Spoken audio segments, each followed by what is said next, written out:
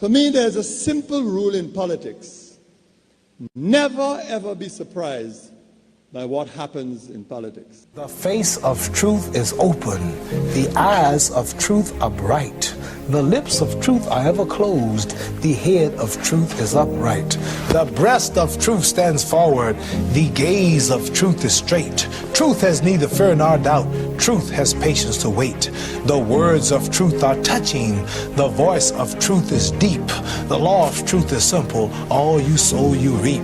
The soul of truth is flaming. The heart of truth is warm. The mind of truth is clear and firm through rain and storm. Facts are only its shadow. Truth stands above all sin. Great be the battle of life. Truth in the end shall win. The image of truth is the cross. Wisdom's message is its rod. The sign of truth is Christ, and the soul of truth is God. Life of truth is eternal. Immortal is its past. Power of truth shall endure. Truth shall hold to the last. I don't have to tell you things are bad. Everybody knows things are bad. It's a depression. Everybody's out of work or scared of losing their job. The dollar buys a nickel's worth. Banks are going bust. Shopkeepers keep a gun under the counter. Punks are running wild in the street, and there's nobody anywhere who seems to know what to do, and there's no end to it. We know the air is unfit to breathe, and our food is unfit to eat. We sit watching our TVs while some local newscaster tells us that today we had 15 homicides and 63 violent crimes, as if that's the way it's supposed to be. We know things are bad, worse than bad. They're crazy. It's like everything everywhere is going crazy, so we don't go out anymore. We sit in the house, and slowly the world we're living in is getting smaller, and all we say is, please, at least leave us alone in our living room. Let me have my toaster and my TV and my steel-belted radios, and I won't say anything. Just leave us alone. Well, I'm not going to leave you alone. I want you to get mad.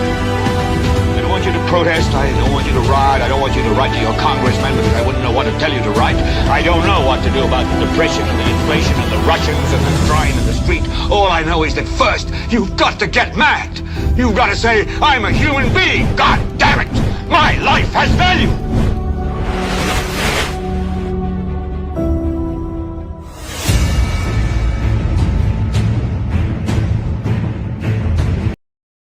Economic development and the state of happiness of a country. We'll be discussing this during the course of the program. Also, government finalizing plans to establish St. Lucia's first sovereign wealth fund. Hello, welcome to another edition of the world's most monitored talk show, and that is NewsSpin on Power 97.9 FM. The broadcast is also on the NewsSpin Facebook page as well as the NewsSpin YouTube channel. And Amanda will be going through some of your comments in the chat room. Here's hoping that you're having yourself an enjoyable Friday. I'll be hearing from you at 452-2979.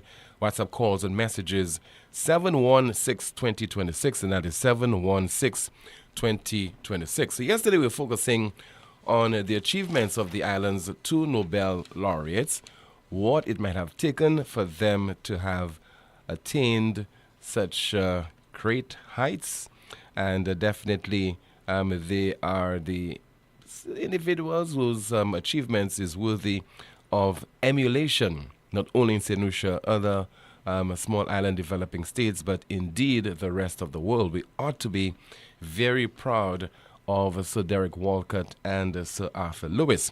So last evening, the Sir Arthur Lewis Memorial Lecture took place, and the presenter was development economist Dr. Clarence Henry of the Organization of Eastern Caribbean States Commission. And we'll be hearing from him in just a moment. And it's worth us discussing it from the perspective of economic development and happiness. Because very often we hear of governments touting the economic achievement of a country. Economic growth consistently at a particular level. In the case of this administration, boasting of consistent growth over the last 3 or 4 years. What does that mean as far as the happiness of individuals in St. Lucia? And I think this certainly necessitates looking at how the financial resources of a country are being utilized to the benefit of its citizens in a number of areas, where they're talking about the quality of education that is being provided.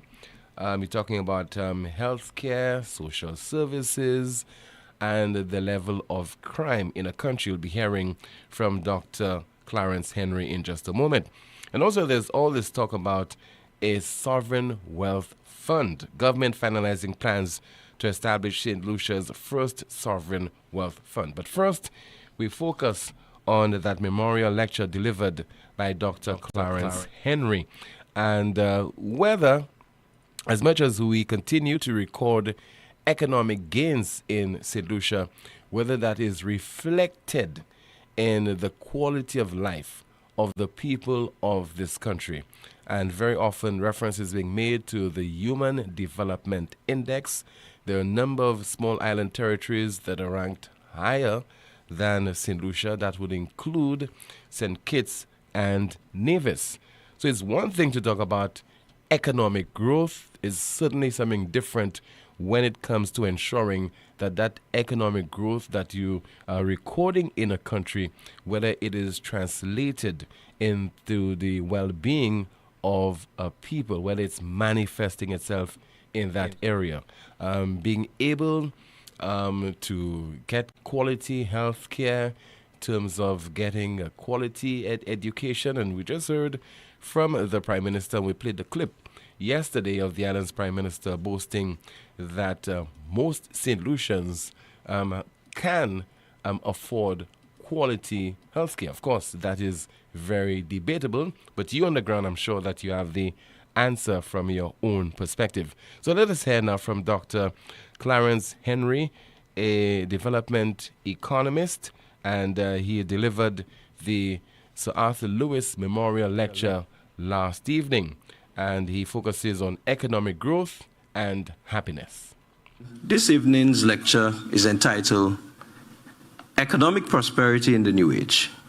What are the prescriptions for growth and development for seeds? Some global lessons. So I seek first to locate the idea that economic prosperity can be correlated with human happiness. The quest for human happiness is really an ancient phenomenon. And surely there has been a plethora of perspectives on this matter with respect to what a prosperous and hence a happy society may look like. And no doubt, the discussion on what leads to economic prosperity and happiness is also multifaceted. And nonetheless, in this lecture, it is assumed here that happiness is achieved within the context of stable economic and political environments among developed and developing economies alike. So I started this lecture this evening intentionally with the notion of happiness, because at its core, economics is a science that focuses primarily on how to deliver happiness to individuals through the optimal use of resources that we are deemed scarce. Happiness can be viewed as a state characterized by feelings of contentment and satisfaction with one's life or current situation. In fact, development economies generally explore issues around happiness, although you may not actually see the reference to the term happiness in their writings. In fact, if we start with Lewis purported that good economics begins with a concern for the conditions under which people live. Amartya Sen, another Nobel laureate in economic science and a development economist, also explored how economic policy can be executed to deliver happiness. In his publication, Development as Freedom, Sen placed the focus on how economic policy can allow for the expansion of freedoms that people enjoy through the enhancement of their capabilities. And so for Sen, enhancing capabilities will lead to increased choices for people and hence greater prospects for economic prosperity. For these development economies, good economics will lead to the expansion of resources available to enhance capabilities manifested in economic, social, and political dimensions. And the following questions are therefore instructive. And development economies then seek to find appropriate answers to them. So what are those questions? Are there available good paying jobs? How accessible are social services, including education, healthcare, and social support? Is the air clean? Are societies free from crime? And are societies accepting of diversity? The answers to these and other related questions will provide invaluable insights on economic development and the state of happiness of a given population. Dr. Clarence Henry, part of his presentation last evening, was delivering the Sir Arthur Lewis Memorial Lecture, and that took place at the Finance Administrative Center.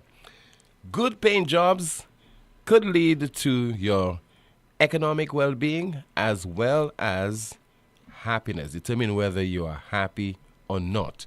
The quality of health care in a country, the quality of education being provided to citizens, and no doubt something that is plaguing us right now, the level of crime in a country.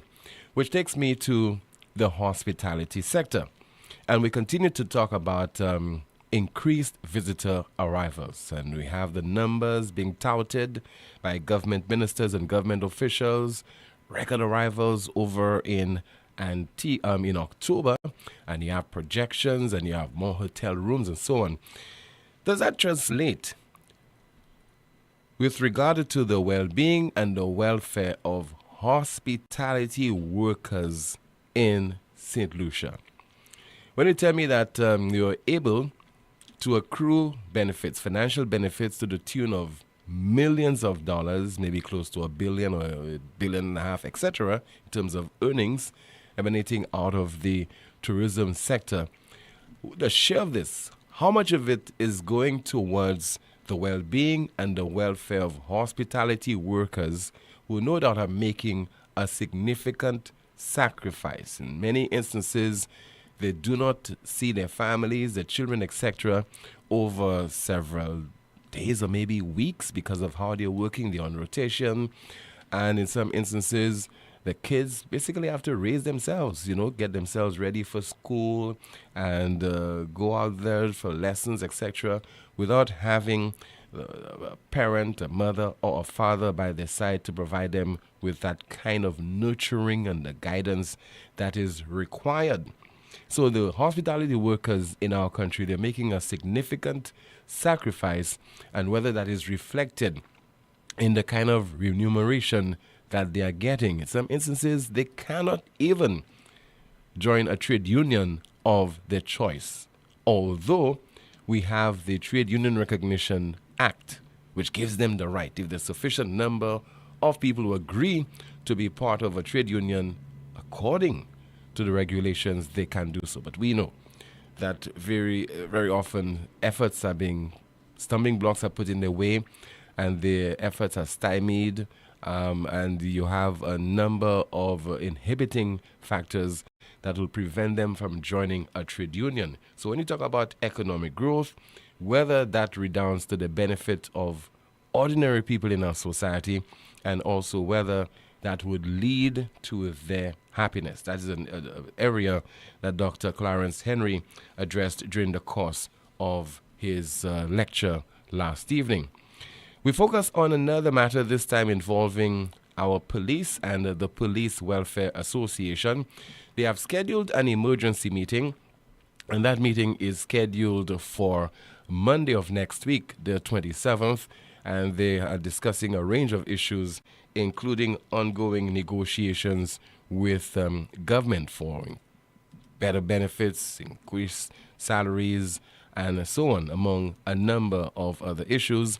And the members of the PWA are being asked to attend that emergency meeting again, which is scheduled for Monday of next week. And I'm sure that a range of things will be discussed. Let's see if we have an official of the PWA. No, okay, we're trying to get in touch with the president of the Police Welfare Association, and hopefully once we do so, we will try to speak with him and pose some questions to him on a range of issues. But in the meantime, let us hear from former Deputy Police Commissioner and former National Security Minister, Mr. Herman Gill Francis, who was my guest on Wednesday's Newsmaker Live on DBS television. And one of the questions I posed to him was, if he were the president of the PWA, how he would have dealt with that matter involving officers Gustav and Talium. This is what he said. Had I been the president of the Welfare Association, although the standing orders tell you that the Welfare Association should not get involved with matters of discipline and matters of transfer, should not. But this one is egregious, okay? So you have to get involved in this one and deal with it. I have not spoken to Cameron. I have not even seen Cameron. I don't even know if Cameron is in St. Lucia. But I am not going to call Cameron and tell him what to do. That's not part of my portfolio, so I will not do it. But honestly, I really thought that something would have come out from the Police Welfare Association, and it has not happened. Had I been the president of the Welfare Association, although the standing orders tell you that the Welfare Association should not get involved with matters of discipline and matters of transfer, should not. But this one is egregious, okay? So you have to get involved in this one and deal with it. I have not spoken to Cameron. I have not even seen Cameron. I don't even know if Cameron is in St. Lucia. But I am not going to call Cameron and tell him what to do. That's not part of my portfolio, so I will not do it. But honestly, I really thought that something would have come out from the Police Welfare Association, and it has not happened. Just heard that from former Deputy Police Commissioner Mr. Herman Gill Francis, and we have been able to establish contact with Mr. Cameron Law. Good afternoon to you, sir, President of the Police Welfare Association. Good afternoon. Good afternoon, Mr. Poleon. How are you doing? I'm okay, sir. How about you? I'm doing very well, thanks. Okay. You have a meeting that is scheduled for Monday of next week. What will that meeting seek to achieve, sir? Okay. Yes, we do have that meeting scheduled for Monday of next week. And as I'm on your program, let me encourage every police officer to attend that meeting. It is your welfare. It is your future. It is your decision to make.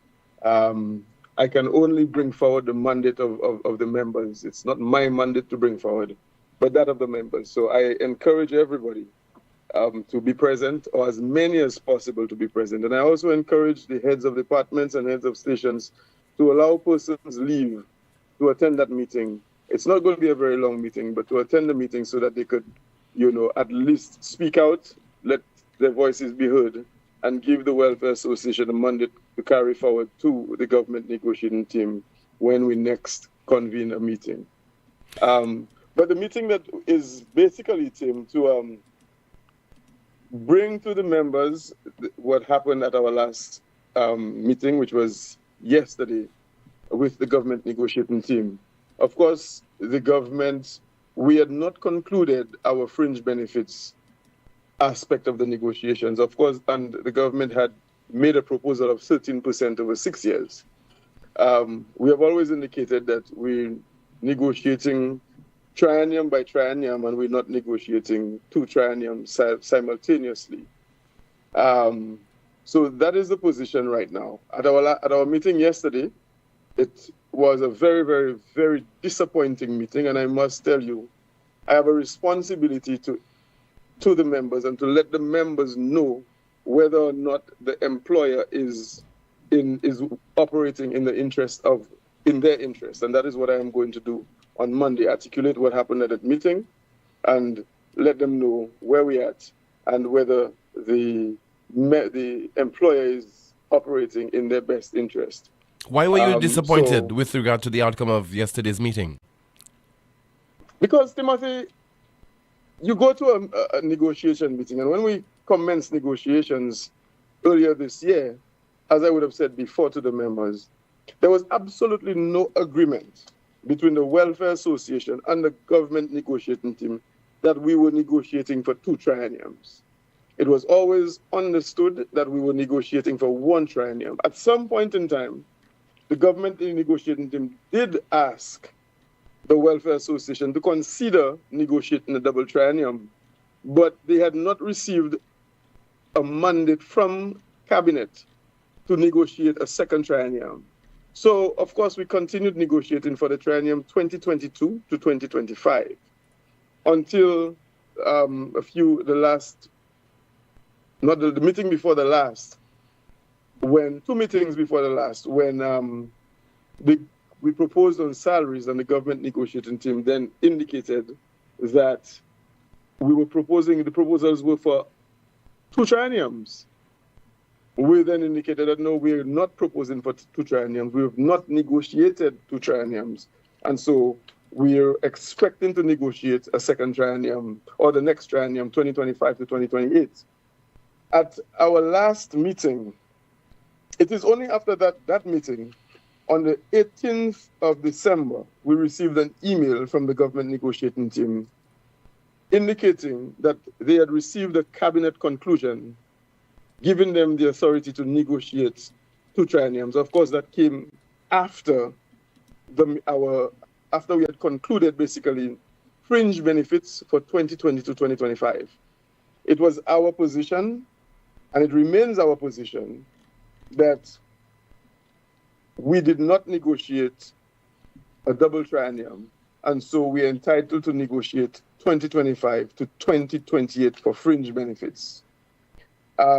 We made proposals at the meeting before the last, and the government negotiating team, of course, the discussions that we had at the time gave us, the negotiating team for the Police Welfare Association, every indication that we would have had a favorable outcome in yesterday's meeting. So we went to our members and we informed them as to what took place.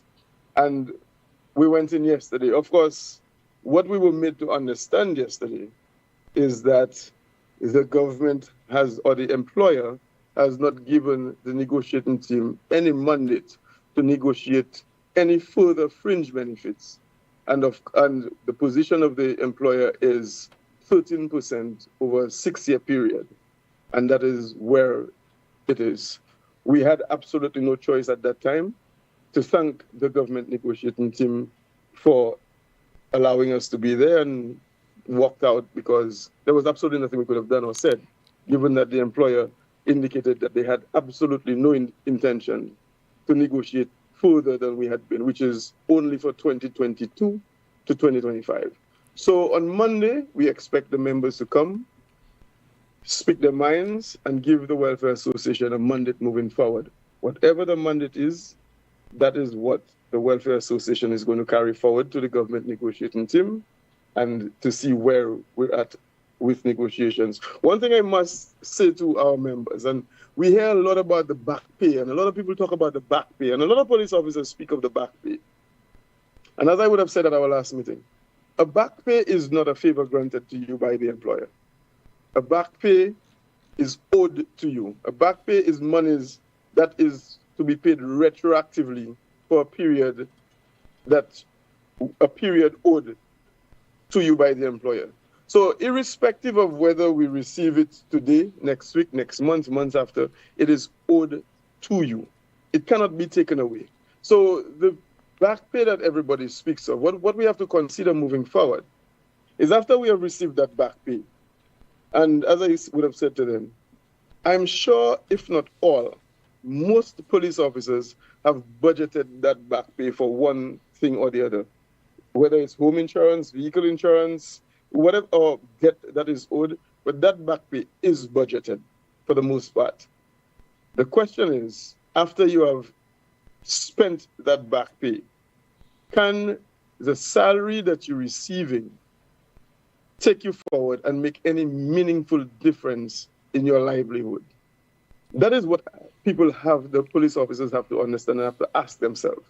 Whatever they're going to receive after the back pay is spent, can it pay an extra bill? Can it cause you to have more groceries in your house? Can it cause you to buy a vehicle can it cause you to have a better life afterwards?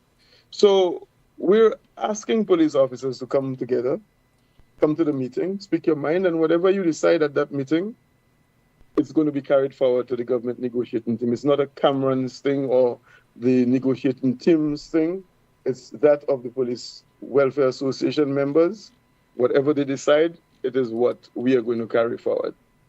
Why not settle on the 2 trienniums as opposed to 1? Would you consider things like inflation? Is that what is causing you to focus on the triennium, the 1 year period, the 1 triennium settlement as opposed to 2? Inflation is always considered when we negotiate and the like. What the issue is, had we sat down from the beginning and it was agreed that we were negotiating for 2 trienniums simultaneously, some of the articles that we have agreed to, we would have not stopped where at the amounts that we agreed to. We would have considered a 6-year period or 2 triennium period. So we have negotiated for 1 triennium. So some things that we expected to continue or to bring forward again in the next triennium, we are now being told, or we were now being asked to forgo it. We will not have an opportunity to negotiate an increase in the next triennium. And this is what it is. I was told by one of the other association leaders that they were aware and they were allowed to negotiate for a 6-year period, and so that puts the police at a disadvantage, a complete disadvantage. And if you look at the salaries, and we don't want to compare, and we don't want to make it seem like, it's one protective service against the other, but when you look at a grade 5 fire officer who makes more money, or his gross salary is more than a grade 6 or equivalent to a grade 7 police officer, that cannot be acceptable. It cannot be acceptable to him. And this is where we're at, and this is what we're saying to the members. You have to take these things into consideration, and let's go back to the employer, go back to the government negotiating team and say, listen, as the police service, we deserve better. We demand better.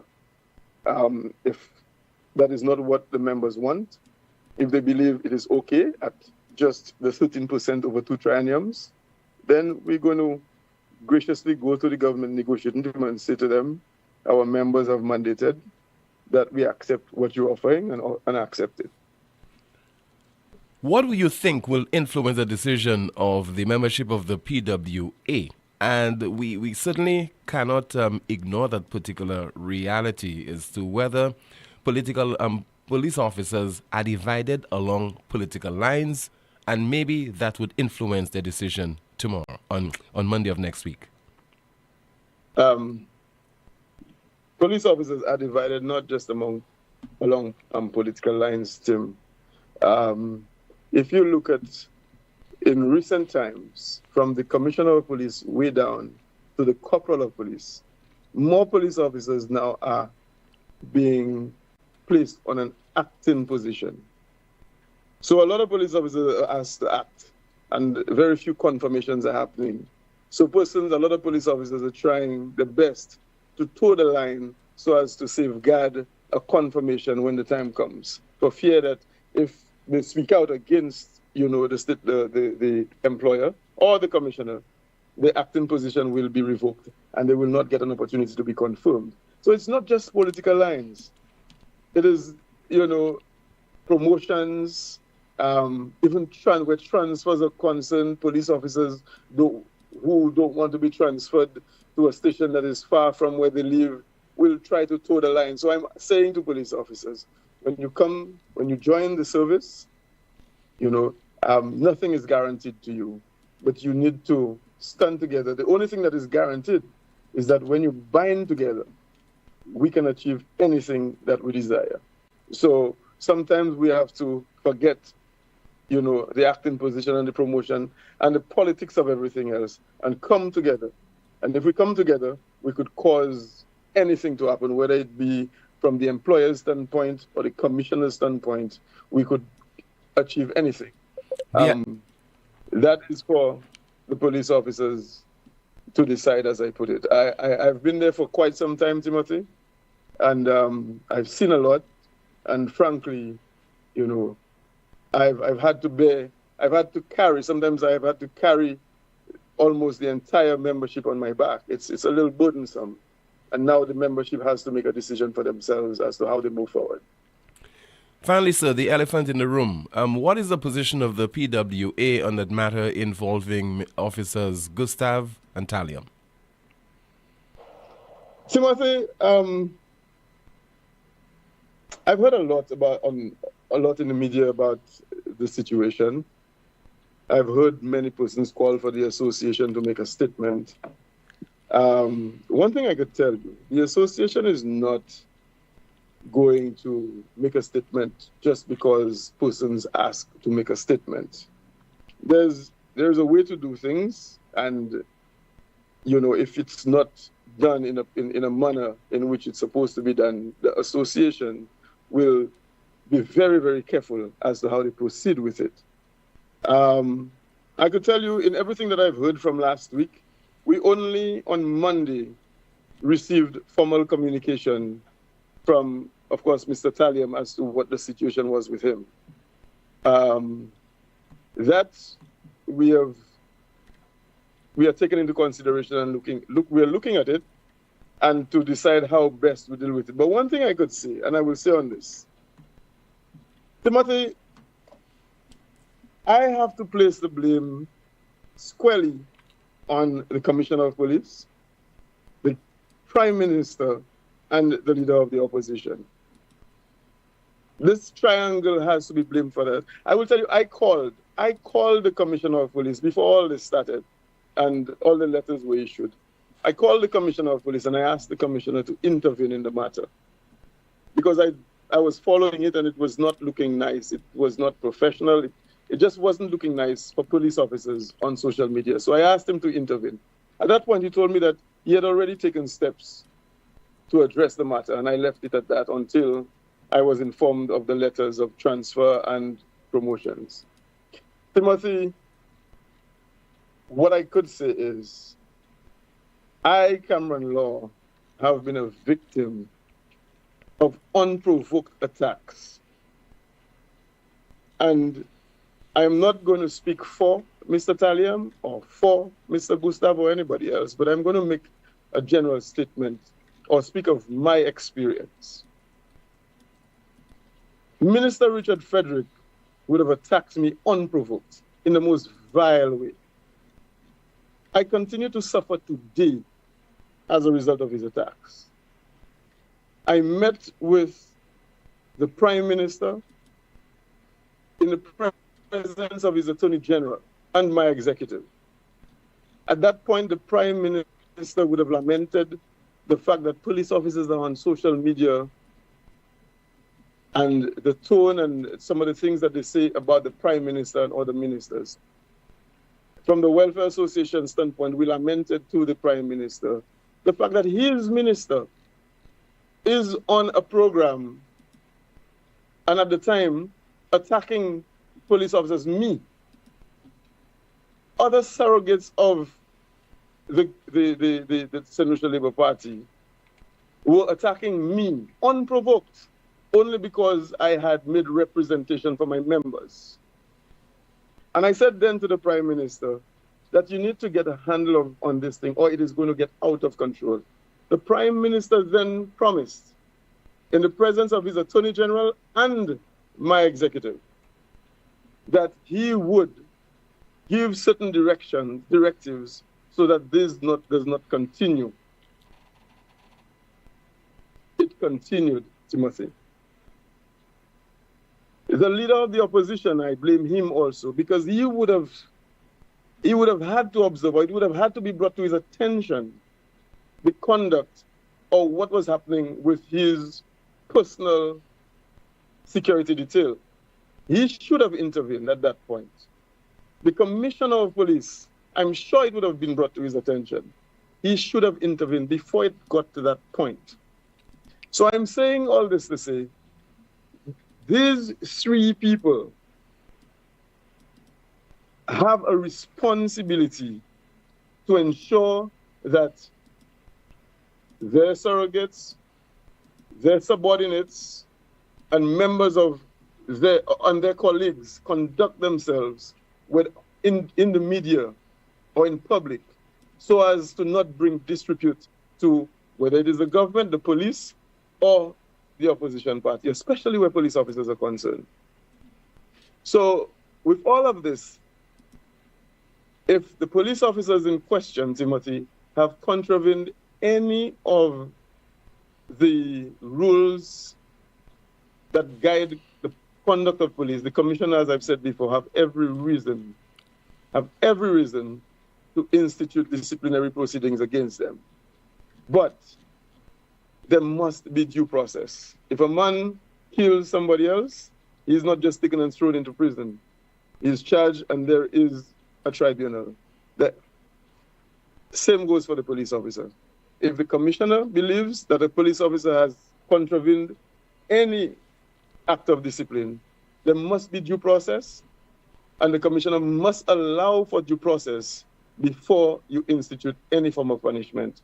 And that is the position of the Welfare Association. We will engage the commissioner to ensure that there is due process, and at the end of that process, wherever the chips may fall, let it be. So this is where we are as a Police Welfare Association. The Prime Minister has to take control of the persons that are within his purview to take control of. So must the commissioner, and so must the leader of the opposition. What kind of action do you expect? Because you've just highlighted what you expect of, in specific terms, of the police commissioner. But what do you expect of the Prime Minister of St. Lucia, Minister with responsibility of for national security, so that this does not continue? The expectation of the Prime Minister goes across the board. Prime Minister, Commissioner, and the leader of the opposition. We cannot allow things to continue as they may. And I cannot speak, and I don't represent anybody outside of the police force, so I can only speak, Tim, to the Commissioner of Police. The Commissioner of Police must set clear guidelines as to the conduct of police officers when it comes to social media. And I think that would ensure police officers operate within a framework that does not bring the police force into disrepute. The Prime Minister, and I will say that because I'm a victim of unprovoked attacks by Minister Richard Frederick, and I call out his name because, I did not provoke. I had never said anything or done anything to provoke Minister Richard Frederick. The Prime Minister must take control of what the minister does as a minister so as not to attack police officers, and I'm speaking for police officers, and me in particular. Tim, I could tell you I continue to suffer based on the attacks from Minister Frederick. I continue to suffer to this day, right? I've gone through counseling based on some of the things that he has said, complete lies. And I intend, when I'm in the best frame of mind, to deal with it, both mentally and emotionally, to ensure that I deal with it as I see fit. And that may be as soon as next week. So all three parties have a role to play, and they should guide their colleagues accordingly and their subordinates. Finally, will that issue be discussed on Monday during that emergency meeting of the PWA involving the police officers and what has happened between them and the minister in the office of the Prime Minister, Richard Frederick? It's not something that's going to be discussed, at the meeting. It's the Welfare Association, if anything, is going to caution police officers as to their conduct on social media and in the public domain. I think it is something that is necessary, not just from me, but from the commissioner also, to guide police officers and caution police officers as to their conduct. So that will be said. And outside of that, we're hoping that good sense will prevail all around, and police officers government officials will, conduct themselves in a manner that is acceptable in the public domain. In terms of dealing with that issue, do you think that the acting police commissioner is hampered by the fact that he is acting?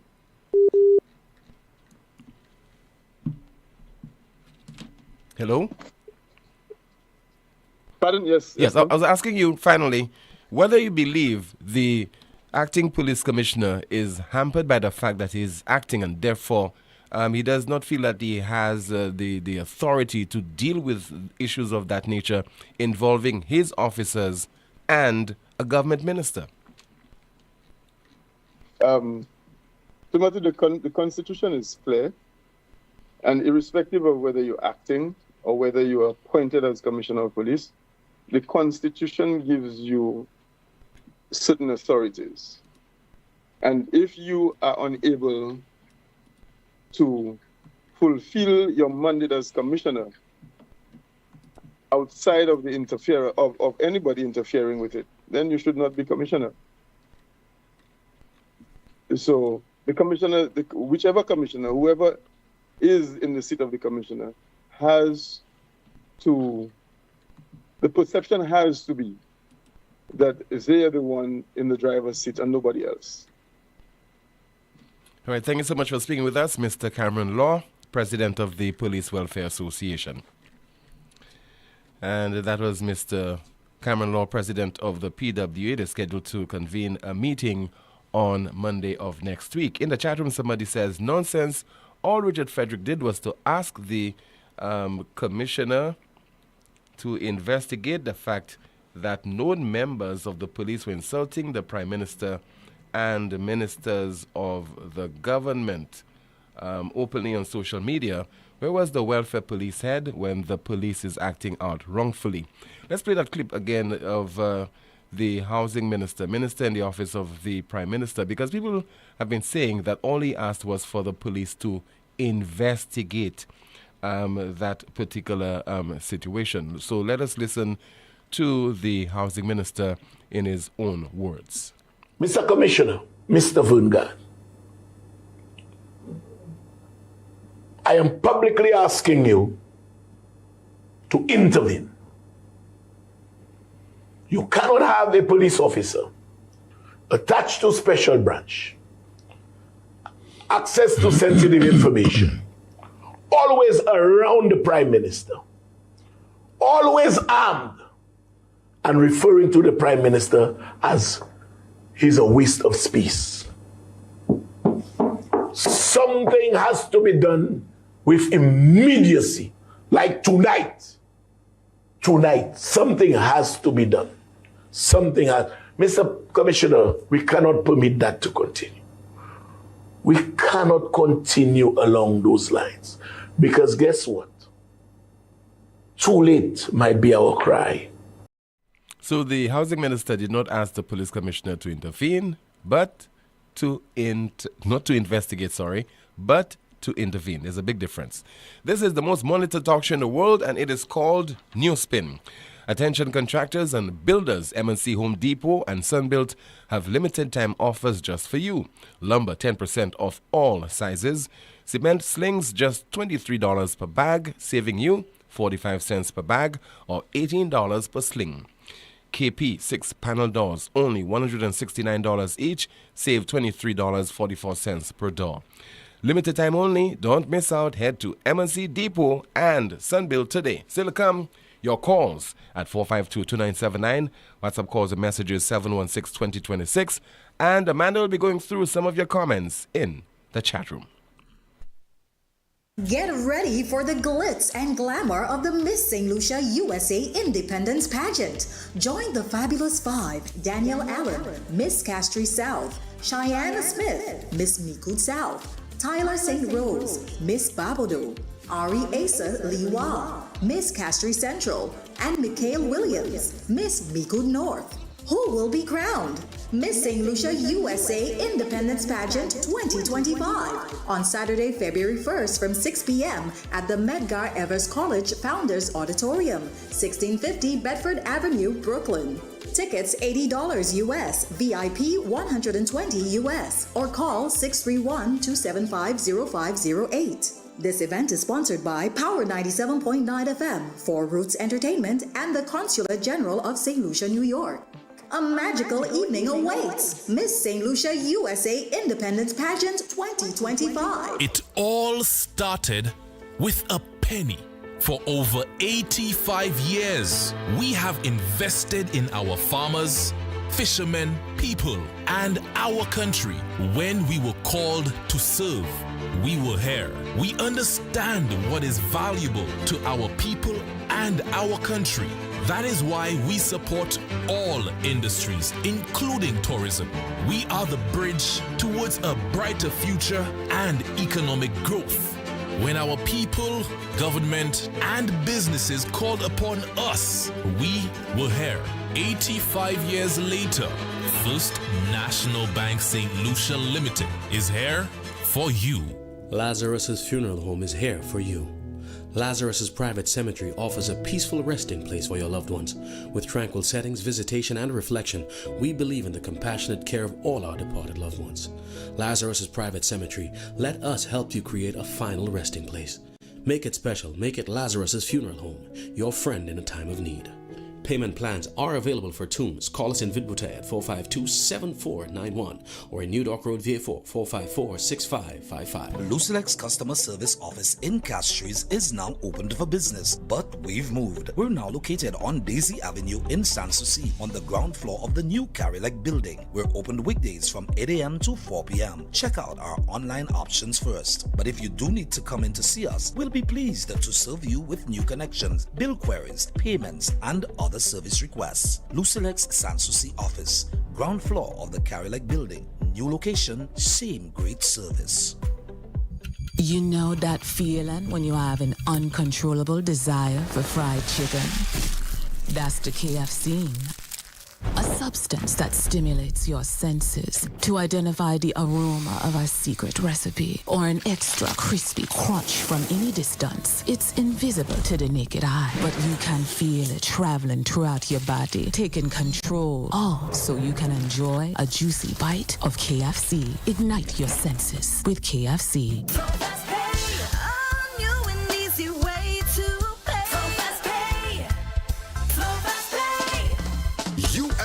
And you got it. A quicker way to pay your bills online. It's fast, secure, and easy to use. No registration, no additional fees. Flow is now offering FastPay, an online service that allows you to settle your bills in less than 2 minutes. Need a receipt? FastPay will send it to your email immediately. Use FastPay now for convenience, safety, and efficiency at discoverflow.co/fastpay.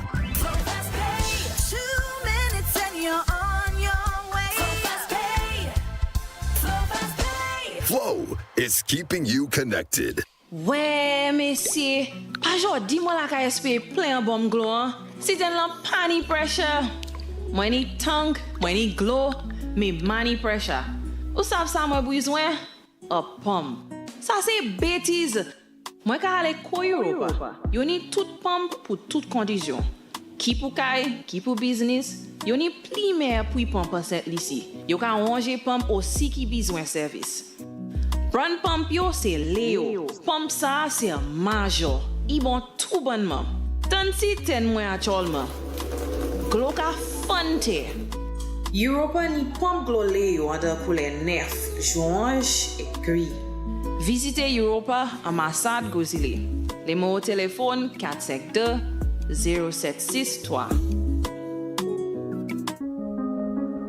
Have you been referred by your doctor for an MRI? No need to travel overseas and endure long waits, travel expenses, and uncertainty. Right here in St. Lucia, La Clinique du Corps offers world-class full-body MRI scans with no limitations, using the most advanced MRI machine in the Caribbean to diagnose all types of illnesses with precision, accuracy, and crystal clear head-to-toe images.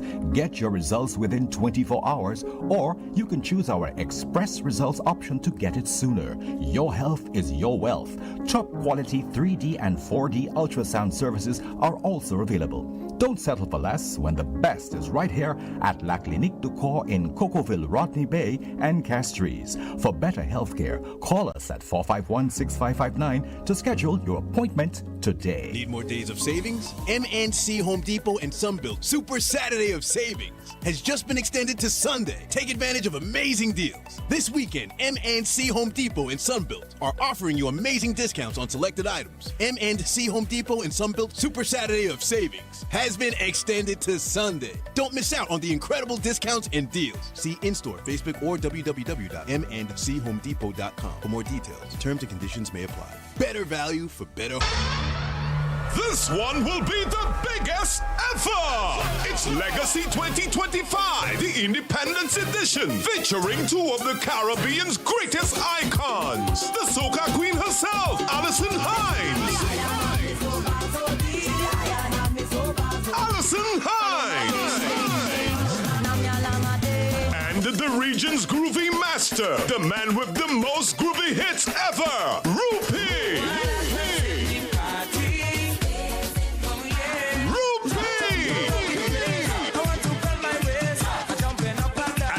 The St. Lucian Giants, King Sly.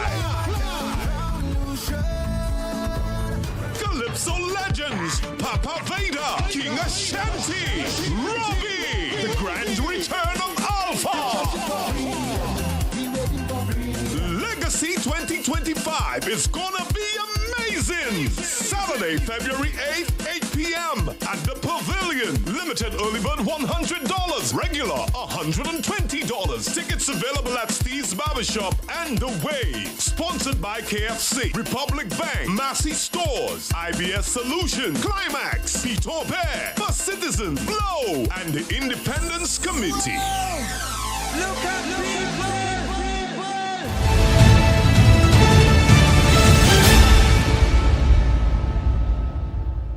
This is the most monitored talk show in the world. We continue with your calls at 452-2979. WhatsApp calls and messages 716-2026. And, of course, your comments in the chat room. Good afternoon to you, Amanda. What's happening there in the chat room? Good afternoon, Tim. Good afternoon, NewsSpinners. Tim, in the chat room, someone says that back pay more like a back shot. And the comment reads, majority of these policemen owes child support. Someone says they right to put them to act because they behave like actors. Another comment reads, St. Lucian's problem is that they don't know the value of money. Someone says they should do the payments, compensation based on merits, for example, crimes solved. Another comment reads, Cameron, thank you for putting things into perspective. The RSLPF needs to clean up a few things. Another comment reads, the PM needs to deal with his bully, Richard Frederick. Someone says in the comment section here, on Monday, PJP will come on the media to thank you all for accepting the wage negotiations. Now the comment reads, in St. Lucia today, do the available good paying jobs include STEP? Another comment, minimum wage is at a minimum. How can people survive minimally?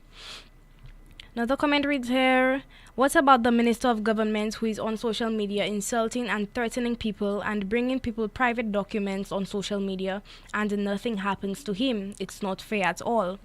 NewsSpinner says, Team, the economic growth in St. Lucia are for the government and their family and friends, the government's growth. Another comment reads, don't fall sick in St. Lucia because the outcome is death. Someone says in the comment section, but RF have a right to have people files big, so all sensitive information and expose it on his show. Only in St. Lucia that happens. Another comment reads, and yet when we ask for transparency and efficiency of the RSLPF, there will be a certain few who will say we are being political. A subpar police department has a negative impact on all of us. whether you're SLP or UWP. The comment reads, when St. Lucians realize that this issue transcends that of political affiliation, only then we will see some positive, measurable change within the RSLPF. And in the chat room, someone says, all of a sudden it's about officers' conduct on social media when they decide to stand up for themselves. Has any of the people looking to lay blame to whatever degree taken into account the fact that these officers have been attacked publicly by a sitting government minister without as much as a word from anyone in authority? Every individual, is entitled to defend themselves, including their name, and may do so in the manner that their good character is being impunged. And that's it for me for now, Tim. Thank you so much, Amanda, for that update that you gave us there. Part of it quite entertaining and amusing as well. Somebody says via WhatsApp, the minister has no power to instruct the commissioner of police. In fact, no minister should instruct any COP. It appears that the commissioner of police is weak because this man asked him to take action the same night, and boom, the officers were sent on leave and transferred respectively. That should never happen. We have a call via WhatsApp. Good afternoon to you. This is NewsSpin. You are on the air. Good afternoon to you. You are on the air. Good afternoon, Mr. Timothy. Yes, caller. Good afternoon. Go ahead with your contribution, please. This is your humble servant, Peter Chico from Castries East. Good afternoon, caller. Tim, I just listened to Mr. Law. I just listened to Mr. Cameron Law regarding his situation with the Police Welfare Association. And I just want to bring St. Lucians back to the situation with Peter Chico at the time of him being Comptroller of Customs and Rovergate Unesile matter. We saw this so-called minister, Dr. Unesile, and his surrogates on the media 24/7 in an effort to discredit me and in an effort to convince the public that I was the evil one. However, while that had been happening, I had been writing letters to the Permanent Secretary of the Ministry of Finance. I had been writing letters to the Attorney General, Mr. Leslie Mondesi himself. But none of that bore fruit because even the Permanent Secretary, she too had been trying to get the very Attorney General, who happened at the time to be Dr. Ernest Hile's defense lawyer. She had been writing him, asking him for legal advice. That never came in. Realizing that this advice or guidance was not coming, I chose to address the matter in a press statement. Now, here the problem I encountered with the press statement. When I wrote the press statement, it wasn't because I violated no rules of the public service, The public service orders are clear. The public service orders says that no public officer can address the press on matters of, government matters or work matters. It is clear. So I kept writing both the public PS Finance as well as the Attorney General, asking them to allow me to use the information. First to begin, allow me to respond to Dr. Ernest Hile and his comrades, and also to allow me to use the information in my possession for my defense. That has never happened, team. That has never happened.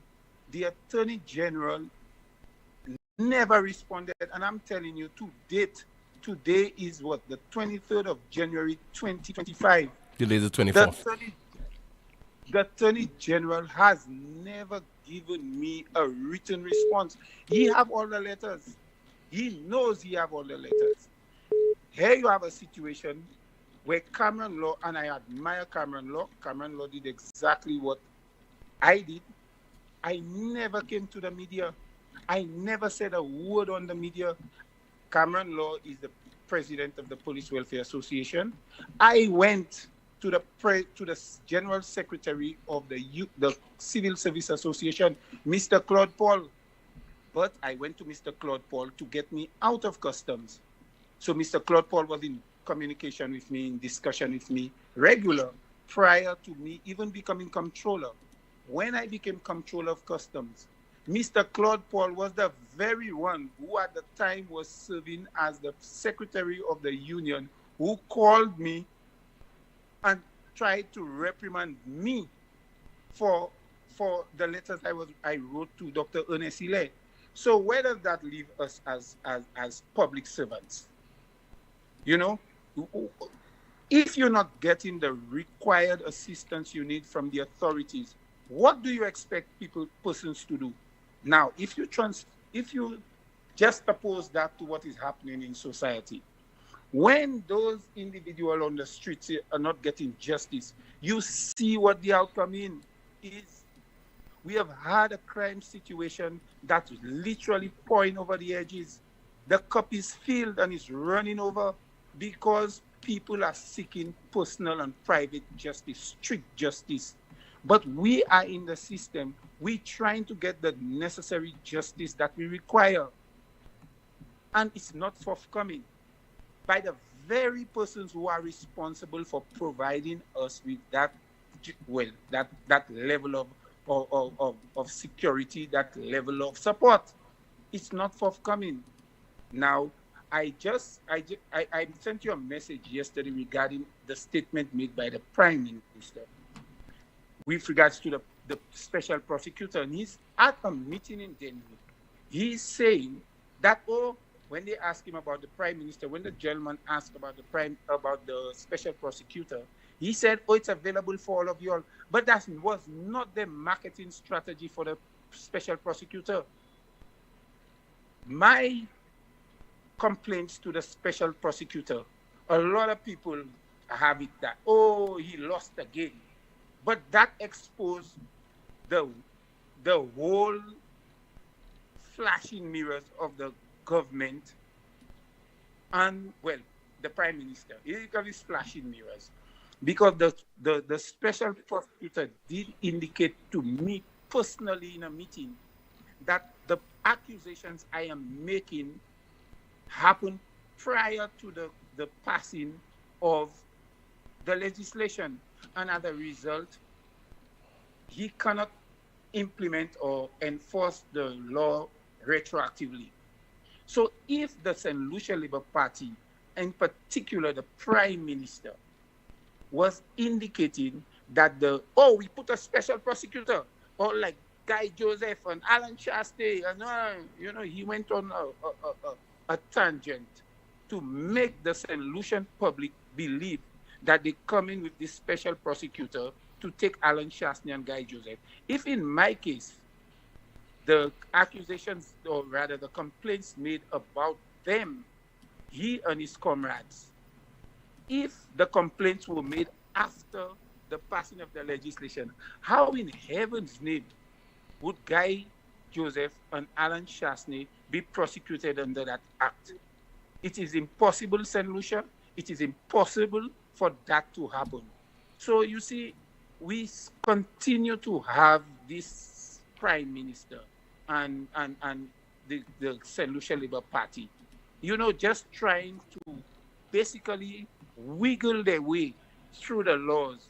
And I must admit, I admire them for speaking to the people. Because what they say, intelligent people have to see through these things. So all this fluff and bluff is just not working. It's just not going to. We just cannot continue to have these people bluff us that way. And team, I am again on your show asking all St. Lucians. I don't care if you're supporting the Labour Party I don't care if you're supporting the United Workers' Party, to stand up against that, because that cannot be right.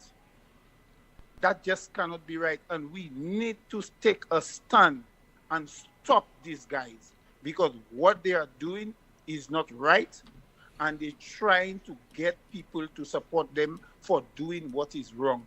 And once a country or people starts to accept what is wrong for what is right, what is unjust for what is just, and what is just blatant wickedness for fairness, team, I'm sorry to say we are in a bad way.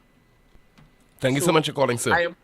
I'm calling on all St. Lucians to stand up against that. Team, I thank you. Thank you so much. Just heard there from Mr. Peter Chico, who is the United Workers' Party's candidate for Castries East. Let's take a call on the landline. Good afternoon to you. This is NewsSpin. You are on the air. Hello, good afternoon, Tim. Yes, caller. Good afternoon to you.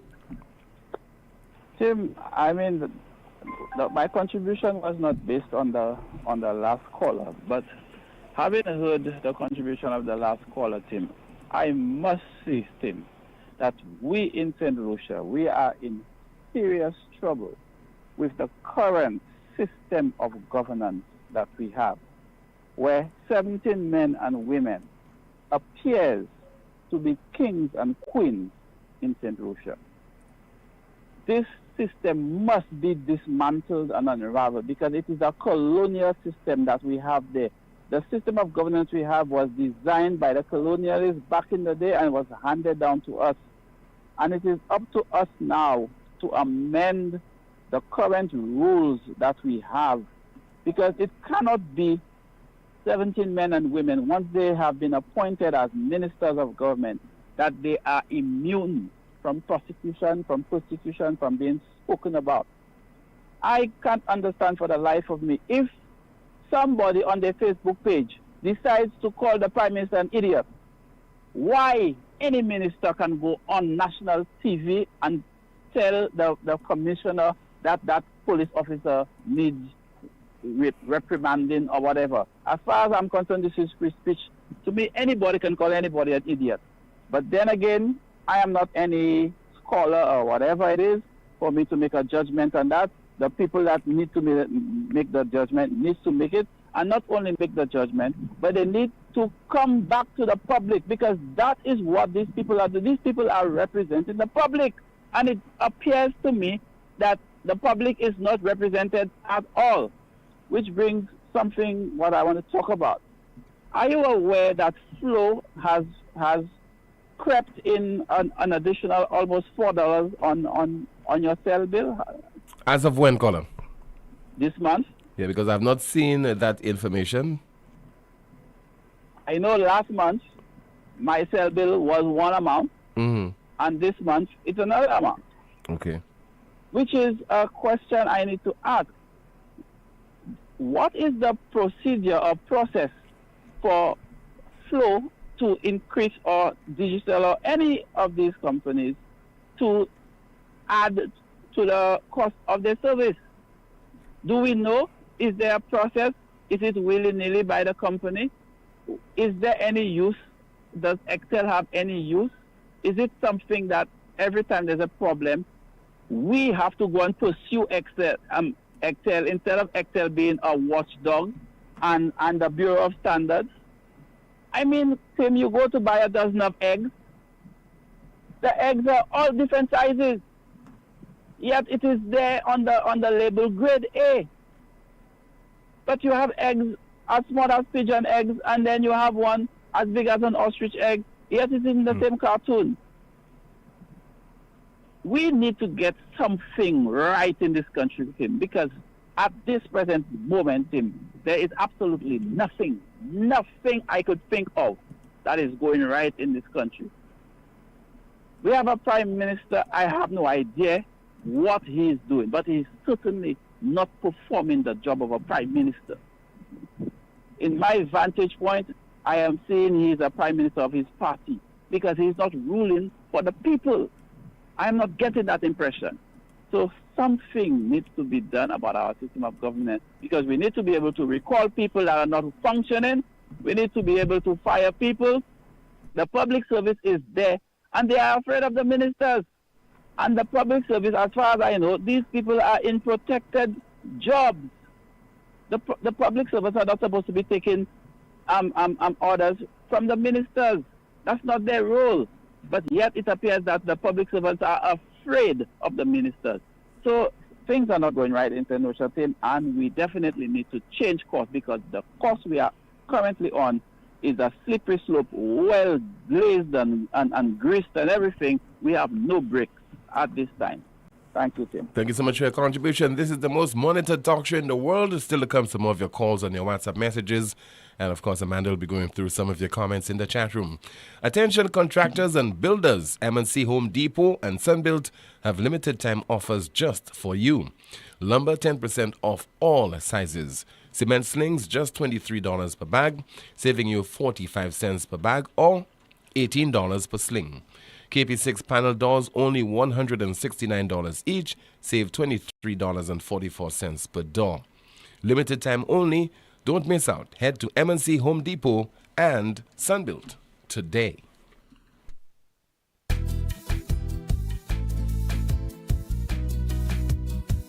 There is only one option when they arrive. Our services will make the dead look alive. With Bouteille and Beaufort accessibility. Remember, we have the only private cemetery. No one can match our prices from coffins to corsage. Personalized service you get when Lazarus takes charge. Quality service, no package to make your wallet bleed.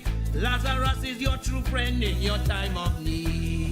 Lucilex remote options are available to serve you every weekday from 8 a.m. to 4 p.m. Call or send a WhatsApp message to 285-6796, 285-7859, 285-3593, 285-3329, or 285-8640. Or send an email to customersupport@lucilec.com for assistance. Lucilec encourages you to use the available options for doing business with us remotely.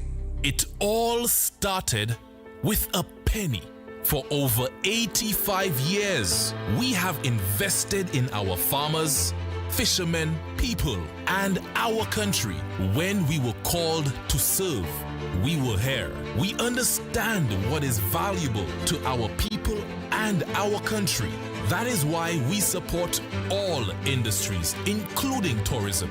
We are the bridge towards a brighter future and economic growth. When our people, government, and businesses called upon us, we were here. 85 years later, First National Bank St. Lucia Limited is here for you. Here's a fun fact. In just 29 seconds, you can say goodbye to paper bills forever. Seriously, in 29 seconds. That's less time than this ad. Head over to discoverflow.co or visit us in-store and update your contact information now. By October 1st, your bills will be digital, easy to access, secure, and hassle-free. So what are you waiting for? This ad still has 2 seconds left, and you could have already gone paperless. You know that feeling when you have an uncontrollable desire for fried chicken? That's the KFC. A substance that stimulates your senses to identify the aroma of a secret recipe or an extra crispy crunch from any distance. It's invisible to the naked eye, but you can feel it traveling throughout your body, taking control. All so you can enjoy a juicy bite of KFC. Ignite your senses with KFC. Need more days of savings? M&C Home Depot and Sunbuilt Super Saturday of Savings has just been extended to Sunday. Take advantage of amazing deals. This weekend, M&C Home Depot and Sunbuilt are offering you amazing discounts on selected items. M&C Home Depot and Sunbuilt Super Saturday of Savings has been extended to Sunday. Don't miss out on the incredible discounts and deals. See in-store, Facebook, or www.mndchomedepot.com for more details. Terms and conditions may apply. Better value for better. It is well known by all St. Lucian professional tradesmen and even homeowners that European-made tools are the best.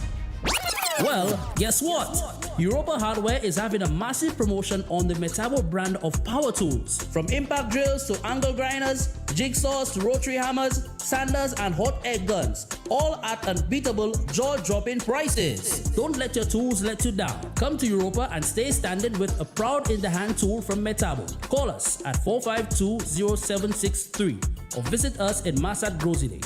Europa, we service what we sell. Have you been referred by your doctor for an MRI? No need to travel overseas and endure long waits, travel expenses, and uncertainty. Right here in St. Lucia, La Clinique du Corps offers world-class full-body MRI scans with no limitations, using the most advanced MRI machine in the Caribbean to diagnose all types of illnesses with precision, accuracy, and crystal clear head-to-toe images. Get your results within 24 hours, or you can choose our Express Results option to get it sooner. Your health is your wealth. Top quality 3D and 4D ultrasound services are also available. Don't settle for less when the best is right here at La Clinique du Corps in Cocoville, Rodney Bay, and Castries. For better healthcare, call us at 451-6559 to schedule your appointment today. Get ready for the glitz and glamour of the Miss St. Lucia USA Independence Pageant.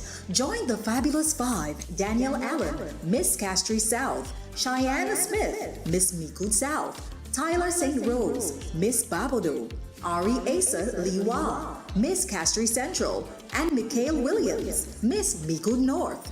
Who will be crowned Miss St. Lucia USA Independence Pageant 2025 on Saturday, February 1st from 6 p.m. at the Medgar Evers College Founders Auditorium, 1650 Bedford Avenue, Brooklyn. Tickets $80 US, VIP $120 US, or call 631-275-0508. This event is sponsored by Power 97.9 FM, Four Roots Entertainment, and the Consulate General of St. Lucia, New York. A magical evening awaits. Miss St. Lucia USA Independence Pageant 2025. This one will be the biggest ever! It's Legacy 2025, the Independence Edition, featuring two of the Caribbean's greatest icons, the soca queen herself, Alison Hines. Alison Hines! And the region's groovy master, the man with the most groovy hits ever, Rupee!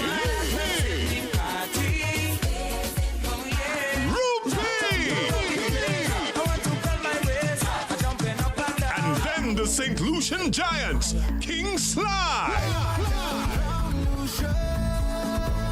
Calypso Legends, Papa Vader, King Ashanti, Robbie, the grand return of Alpha.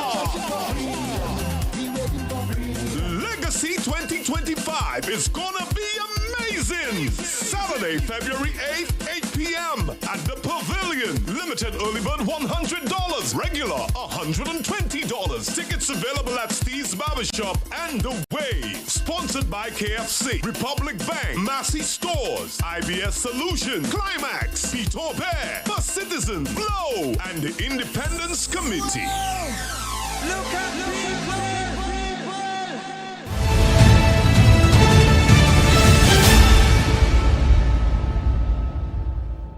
This is the most monitored talk show in the world. It's called the NewsSpin. Let me turn my attention now to what's happening in the chat room. And your chat room reporter is Amanda King. Good afternoon to you once again. In the chat room, someone says, I don't think the police force will get any better, so much darkness in there. Now, the comment reads, by the time the Prime Minister will realize that the powers this particular minister possesses, the whole country will be in a mess. Someone says, Tim, you know very well what Richard Frederick meant by saying this must stop immediately. As a lawyer and former police officer, he doesn't have to mention the word investigate because he knows this is part of the process.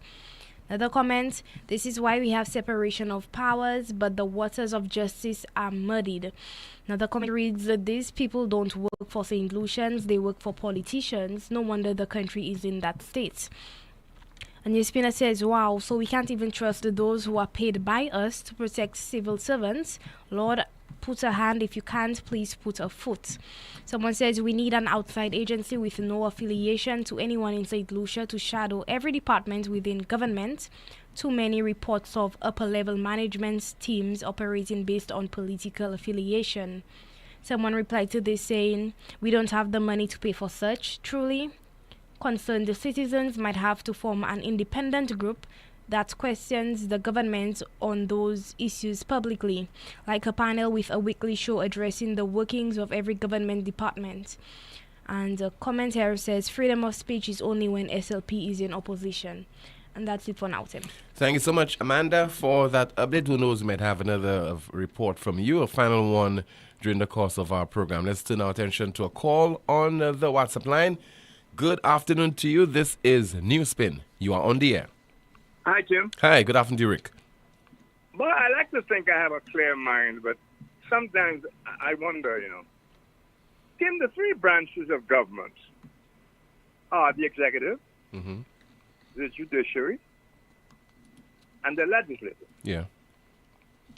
Now, the Prime Minister has told us correctly a number of times that it's not for him to interfere with the day-to-day operations of the police force, that his job is to give the police what they need, and et cetera, et cetera. It's not for him to give the police directions, who to arrest, who to hassle.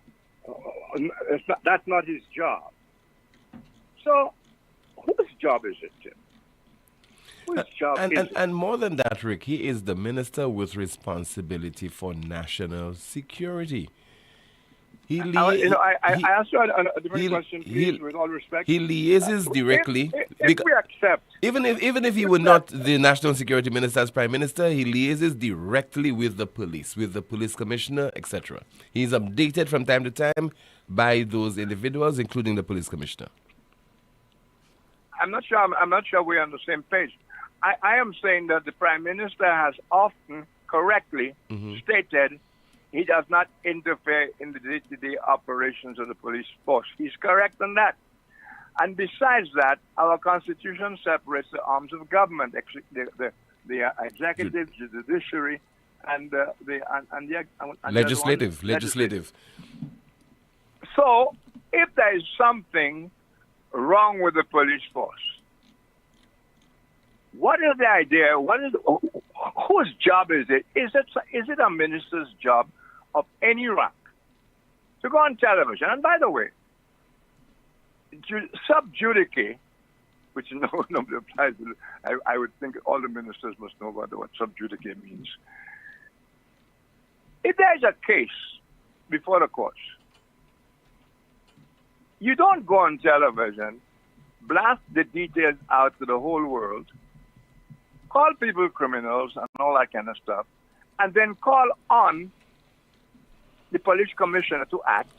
And then it appears that the police commissioner has in fact acted when a day or two later he's taking the exact action you wanted him to take against the very same people you wanted him to take. Something is drastically wrong. There's a lot of law breaking going on there. There are a lot of things quite apart. All we ever talk about is politics. I am not talking politics here. I'm talking about constitutional rights. I'm talking about the law. I'm talking about the fact that the Prime Minister is correct when he says that he cannot interfere by law, cannot interfere in the day-to-day workings, if not by law protocol anyway, and in the day-to-day workings of the police force. But it seems to me what we are hearing, all the stuff that's going on there, involves the day-to-day workings of the police. Am I right or wrong? You're very much correct on that, Rick.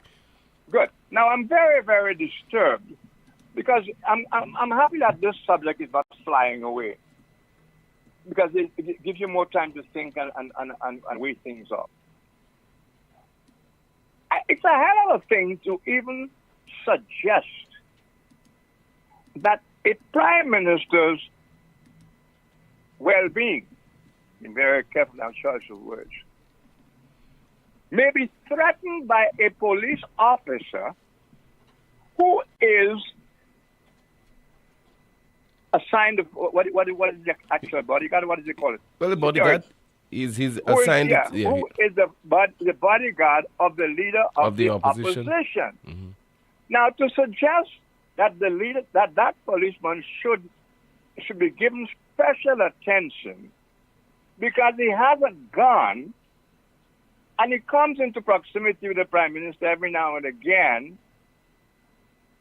that is to suggest some kind of conspiracy or suspected conspiracy involving the leader of the opposition and his security to do harm to the Prime Minister. To the Prime Minister. That is about the worst nightmare we can even imagine in our country. And that is broadcast all over the world.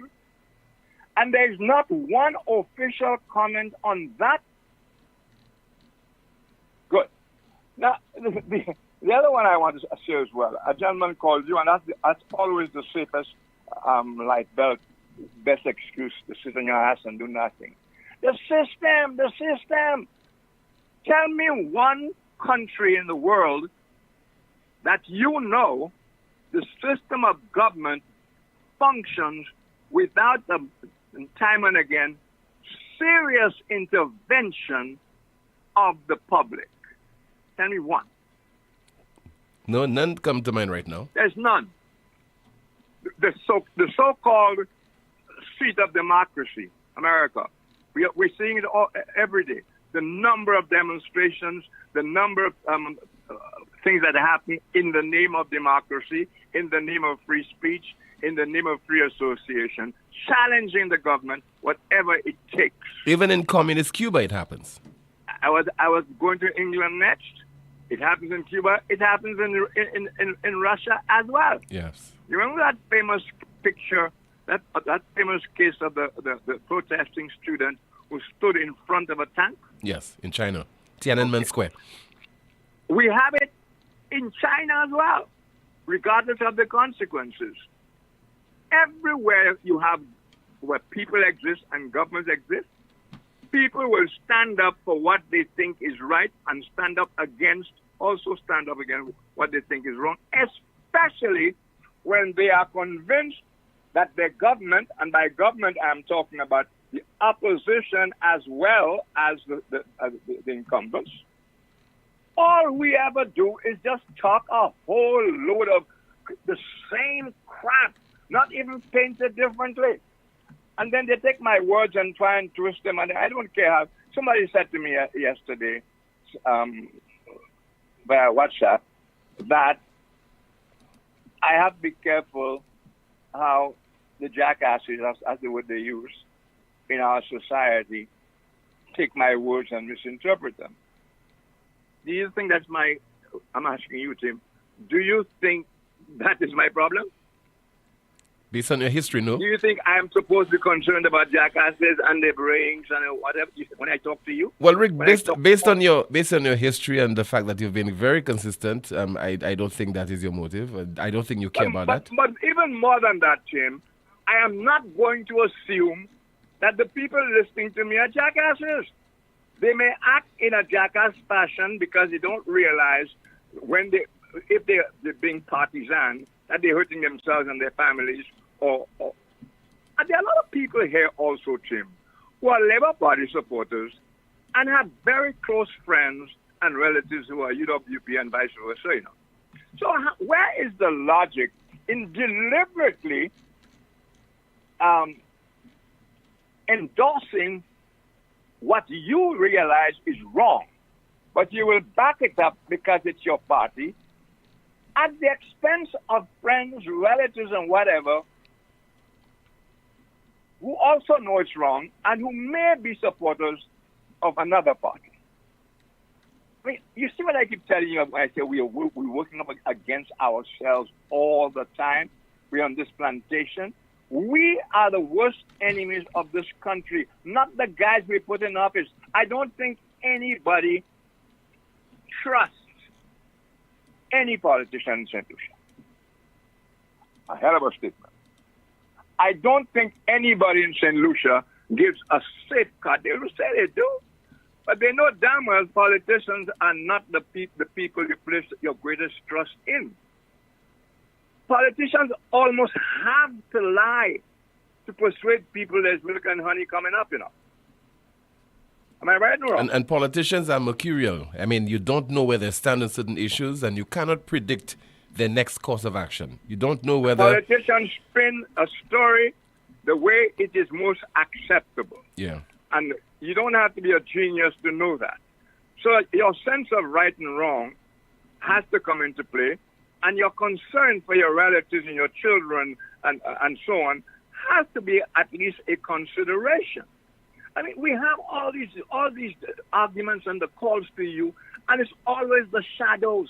That gentleman who again told you about the system, unless the system, there's nothing wrong.